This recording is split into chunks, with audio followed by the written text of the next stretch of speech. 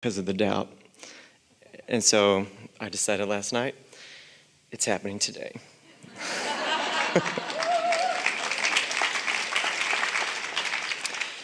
And upon hearing you speak today, I know and I'm living what you're saying. I understand the process. Yeah. It's exciting because the analogy in my head is, okay, there's money in the bank and then there's money in the vortex. And it's just a matter of time before it ends up in the bank. And that's true on every subject and in my life. Oh, the fun I'm going to have in the process of it turning from vibrational stuff to physical stuff. Yes. That's fun. Sometimes you think you just want it to get dumped in there, right. And then you'll begin your journey. But the journey is the dumping process. Right. Because I realized I have a connection to infinite intelligence where it's like I don't need to be in the chair because I can just ask the question and it eventually comes to me. Yes. Either in meditation or throughout my day or when I listen to your CDs. And then I decided I just want to get in the hot seat at least for the pleasure or the joy of the experience. And that was a different perspective for me because in the past it always had to be to get something done. And now it's... That's a big difference, isn't it? Yes.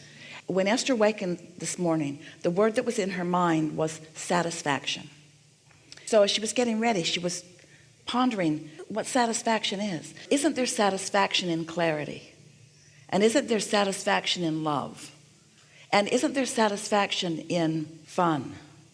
So when you think about satisfaction, can you feel how that word sounds like a blending or a closing of the gap, the becoming one with who you really are, going home, that returning to who you really are? Because if you want to get in the chair to show off that you can get in the chair, that's a whole different thing. If you want to get in the chair because you're urgent about something that you don't understand, that's a whole different thing.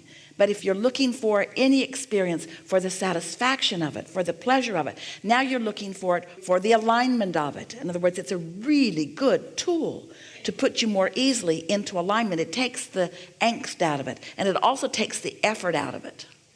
Really good. Right, because I was experiencing some contrast the night before I came, and I realized I knew in that moment that my point of attraction would yield eventually manifestations I did not desire. And at the same time, I realized I just want to be in alignment because it feels better than this. And in a short period of time, I coached myself where I was feeling fine by the time. It's interesting. We like the words that you chose, and we want to comment on them because you said, I was living some contrast, and you made it sound like unwanted contrast. And we want to tweak that just a little bit by acknowledging I was living some beneficial contrast. And then you said, and I realized that if I kept focusing in the way that I was, that it was going to turn into more that I did not want. Or you also could say, and I realized that this beneficial contrast was going to lead me to something really wanted. Because contrast is not a bad thing. Contrast is a clarifying thing. And sometimes, even when you are in that satisfying alignment with home, as our friend wanted to call it here today, your inner being may lead you into some contrast in order to help you clarify. Because think about it. When we talk about path of least resistance, you're understanding that path of least resistance is the path from where you are to where you want to be, the least resistant path from where you are to where you want to be. And when we remind you that there will always be resistance on your path as long as you're in this physical body, and that's a good thing, that's why you're here. Contrast and therefore resistance are part of the clarifying process, yes? Also part of the interesting process, also part of the satisfying process. Because if it was just a straight line, all blank between here and there, you would be really bored. You came for the texture and the contrast and the interesting things about this time-space reality. So, path of least resistance, resistance along your path, every piece of it you've put there. But of course you did, so what? That's not an indictment on your imperfection. That's a compliment about you being out here and living life, knowing what you do want, knowing what you don't want. Every time you know what you don't want, you put some contrast on your path, which helps you know what you do want. But the contrast on your path doesn't mean you can't get there. It just means you're going to have a more interesting journey to it. Does that make sense to you? Contrast is not a bad thing. So your inner being knows what the path of least resistance is. And so sometimes on your way from where you are to where you want to be, you're in the receiving mode. Your inner being is calling you through your resistant trail, your interesting, delicious, interesting trail of path of resistance, and bringing you on the path of least resistance. And sometimes when you're moving through some of those turns, you say, oh, I'm in some resistance. And we say, of course you are. There's resistance all over your path, but you've got guidance. There's resistance all over the path. There's contrasting things everywhere. Because how are you going to clarify what you want? Do you really just want somebody to lead you by the nose to where you want to be? Don't say yes. Or do you want to follow this path and firm up some of your decisions and acknowledge some contrast and state it in a stronger way and feel the benefit of this delicious contrast that's helping you to clarify? Jerry and Esther drove around in the monster bus for 10 years, towing a car behind, and they were mostly on the major highways because the bus was so big it only wanted to go where big things went. And so they couldn't get back on the mountain roads where the switchbacks were too tight for them. And now Esther is enjoying her little short van where she can take it in places where the big one didn't go. It's more interesting. Sometimes you want to get out on the road and just wail to where you're going, because sometimes your dominant intention is just getting somewhere else. But that's not what you came to live in this physical experience. You just didn't come to get somewhere else. You came to savor all the twists and turns and delights of the tapestry and the texture of this beautiful time-space reality.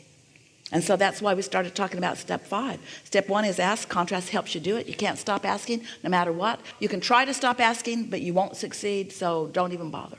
You will always be asking for more. Step 2 is this vortex. Source is in there, receiving all the things you're asking for and becoming it vibrationally instantaneously. When you ask, it is vibrationally given. Step 3 is you got to find a way to warm up to it, to become a vibrational mix with it, to get into the receiving mode so that these vibrations and thoughts can begin to turn to the things of your life experience, because you're here to create in this time-space reality where you get to realize the full manifestation of things. And then step 4 is you just get really good at that. You just get really good at getting out ahead of your vibration and not being so responsive to conditions, in more control, mastery. Step 4 is the mastery.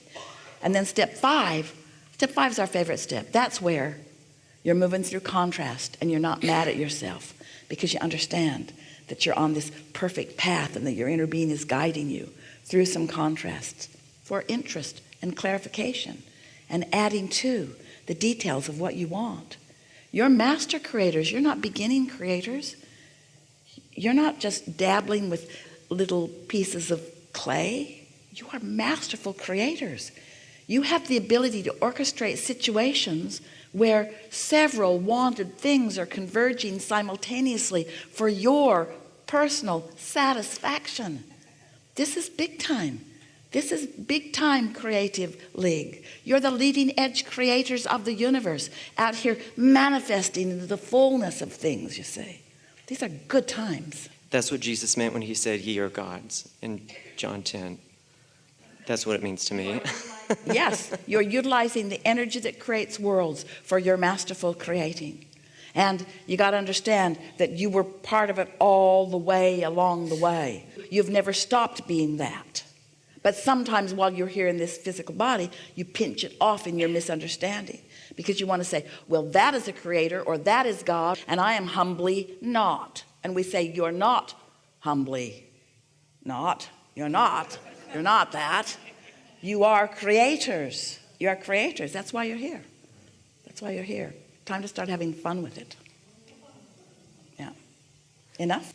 When you were talking about the dual perspectives of the inner being and the human personality. The wholeness of who you are. Right. The source part of you and the leading edge part of you converging masterfully. Because my understanding of what people call ego is that human personality that includes the sum total of nothing would be better than an egotistical being connected with source energy. Right.